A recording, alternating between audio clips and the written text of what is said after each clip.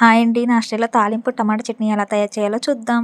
First అయితే టమాటా, పచ్చిమిర్చి gas వెలిగించుకొని ఒక కళాయి పెట్టుకొని పచ్చిమిర్చి వేసుకోవాలి. తర్వాత జీలకర్ర, పచ్చిశనగపప్పు,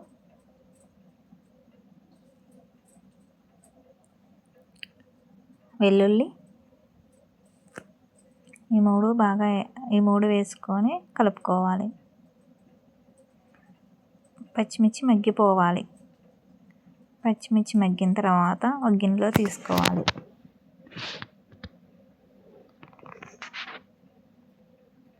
తర్వాత అదే కళాయిలో టమాటాలు, చింతపండు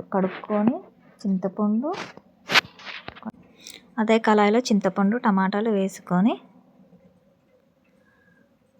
ఒక స్పూను ఉప్పు వేసుకొని బాగా కలుపుకొని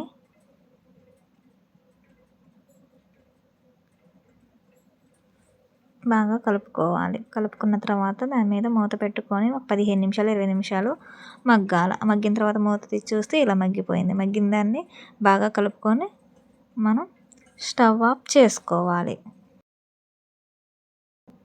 ఇప్పుడు రోట్లో నూరుకోవాలి. మీరు మిక్సీ అని పట్టుకోవచ్చు, నేనైతే రోట్లో నూరుతాను కాబట్టి ఫస్ట్ పచ్చిమిర్చి వేసుకొని బాగా మెత్తగా దంచుకోవాలి.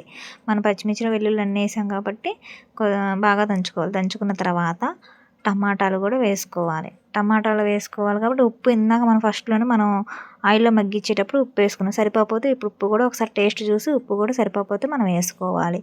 బాగా దంచుకోవాలి. మరీ బాగా మెత్తగా దంచుకోవద్దు. తర్వాత ఒక గిన్నెలో ఆయిల్ పోసుకొని 2 చెంచాలు ఆయిల్ పోసుకొని మనం తాలింపుకి ఆయిల్ పోసుకోవాలి. తర్వాత పచ్చిశనగపప్పు, జీలకర్ర, మీరు ఇక్కడ ఒకటి గమనించారో లేరో, వెల్లుల్లి వేసుకున్న తర్వాత పసుపు,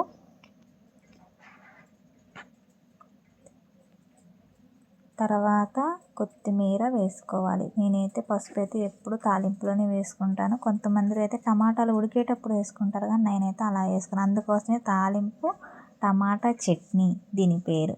మీరు కూడా ఇలా ట్రై చేయండి, చాలా బాగుంటుంది. టేస్ట్ వేరేలాగా ఉంటుంది. ఎందుకంటే మనం ఎప్పుడు టమాటాలు చాలామంది అయితే తాలింపు పెట్టుకోరు, నేనైతే తాలింపు పెడతాను. ఇప్పుడు నేను టేస్ట్ ఎలా ఉందో చూస్తున్నాను. మీరు తాలింపు వేసుకునేటప్పుడు ఉప్పు సరిపోయిందో సరిపోలేదో చూసి కూడా సరిపోతే వేసుకోవచ్చు. ఇప్పుడు నేను టేస్ట్ చూసి సూపర్ ఉంది.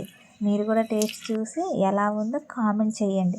నా ఛానల్ ఎవరైతే ఫస్ట్ టైం చూస్తున్నారో సబ్స్క్రైబ్ చేసుకోండి ప్లీజ్.